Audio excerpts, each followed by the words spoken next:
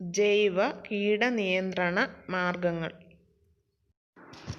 1 litre വെള്ളത്തിൽ 5 gram bar soap ലയിപ്പിക്കുക. ഇതിൽ 20 gram തൊലി കളഞ്ഞ വെളുത്തുള്ളി അരച്ചു നീരെടുത്ത് ചേർക്കുക.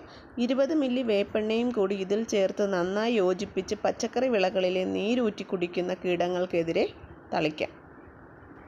വേപ്പെണ്ണ എമൽഷൻ. വേപ്പെണ്ണ എമൽഷനിലെ ഒരു പ്രധാന ചേരുവകൾ വേപ്പെണ്ണയും ബാർ സോപ്പുമാണ്. 60 ഗ്രാം ബാർ സോപ്പ് 1/2 ലിറ്റർ വെള്ളത്തിൽ ലയിപ്പിച്ച ലായനി 1 ലിറ്റർ വേപ്പെണ്ണയിൽ ചേർത്തിളക്കുക. ഇത് 10 ഇരട്ടി വെള്ളത്തിൽ ചേർത്ത് പയറിനെ ആക്രമിക്കുന്ന ചിത്രകീടം, പേനുകൾ എന്നിവയ്ക്കെതിരായി തളിക്കാം. ലായനി ചെടികളിൽ നന്നായി പിടിച്ചിരിക്കുന്നതിനും വ്യാപിപ്പിക്കുന്നതിനും സോപ്പ് സഹായിക്കുന്നു. ലായനി 20 ഇരട്ടി വെള്ളം ചേർത്ത് പാവൽ, പടവലം മുതലായ വിളകളിൽ നീരൂറ്റി കുടിക്കുന്ന കീടങ്ങൾ, ഇല കാർന്നു തിന്നുന്ന പുഴുക്കൾ, വണ്ടുകൾ എന്നിവയ്ക്കെതിരെ പ്രയോഗിക്കാം. വേപ്പിൻ കഷായം. 100 ഗ്രാം വേപ്പില 5 ലിറ്റർ വെള്ളത്തിൽ തിളപ്പിച്ച് തണുത്ത ശേഷം ചെടികളിൽ തളിച്ചു കൊടുക്കാം. വെണ്ട, വഴുതിന തുടങ്ങിയ വിളകളിൽ നടുന്നതിന് ഒരാഴ്ച മുൻപ് തുടങ്ങി വേപ്പില ചേർത്ത വെള്ളം ഒഴിച്ചു കൊടുക്കുന്നത് നിമാവിരകളെ ഒരു പരിധിവരെ നിയന്ത്രിക്കാൻ സഹായിക്കും. വേപ്പിൻ പിണ്ണാക്ക്. തടങ്ങളിൽ അടിവളത്തോടൊപ്പം വേപ്പിൻ പിണ്ണാക്ക് ചേർത്ത് കൊടുക്കുന്നത് ട്രൈക്കോഡെർമ പോലെയുള്ള മിത്രകുമിളുകളുടെ വളർച്ചയെ ത്വരിതപ്പെടുത്തുന്നു. വേപ്പിൻ പിണ്ണാക്ക്, ആവണക്കിൻ പിണ്ണാക്ക് തുടങ്ങിയവ മണ്ണിൽ ചേർക്കുന്നത് ചെടിയുടെ വേരുകളെ ആക്രമിക്കുന്ന നിമാവിരകളെ നിയന്ത്രിക്കാൻ നല്ലതാണ്. 1 ചതുരശ്ര മീറ്ററിന് 200 ഗ്രാം എന്ന തോതിൽ ഇവ മണ്ണിൽ ചേർക്കണം. പുകയില കഷായം.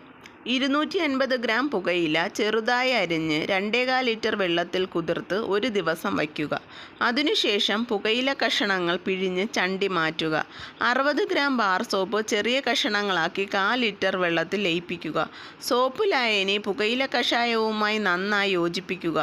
ഈ ലായനി അരിച്ചെടുത്ത് 7 ഇരട്ടി വെള്ളം ചേർത്ത് ചെടികളിൽ തളിക്കാം. മുഞ്ഞ, മീലിമുട്ട, ശൽക്കകീടം തുടങ്ങി ഒട്ടേറെ മൃദുല ശരീരികളായ കീടങ്ങളെ നിയന്ത്രിക്കുന്നതിന് ഇത് ഉപയോഗിക്കാവുന്നതാണ്. ഗോമൂത്ര കാന്താരിമുളക് മിശ്രിതം. 1 കൈ നിറയെ കാന്താരിമുളക് അരച്ച് 1 ലിറ്റർ ഗോമൂത്രത്തിൽ ചേർത്ത് അരിച്ചെടുക്കുക. ഇതിൽ 60 ഗ്രാം ബാർ സോപ്പ് ലയിപ്പിച്ച് ചേർത്തിളക്കുക. ഈ മിശ്രിതം 10 ലിറ്റർ വെള്ളം ചേർത്ത് നേർപ്പിച്ച് മൃദുല ശരീരികളായ കീടങ്ങൾക്കെതിരെ ഉപയോഗിക്കാം. വെളുത്തുള്ളി മുളക് സത്ത്. വെളുത്തുള്ളി 50 ഗ്രാം 100 മില്ലി ലിറ്റർ വെള്ളത്തിൽ കുതിർക്കുക. അടുത്ത ദിവസം വെളുത്തുള്ളി തൊലി കളഞ്ഞ് അരച്ച് പേസ്റ്റാക്കുക.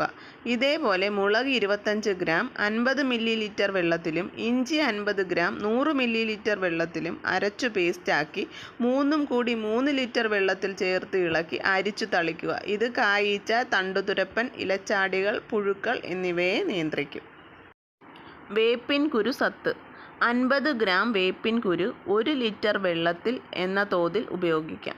മൂപ്പെത്തിയ വേപ്പിൻ കുരു പൊടിച്ച് കിഴികെട്ടി വെള്ളത്തിൽ 12 മണിക്കൂർ മുക്കിവയ്ക്കുക.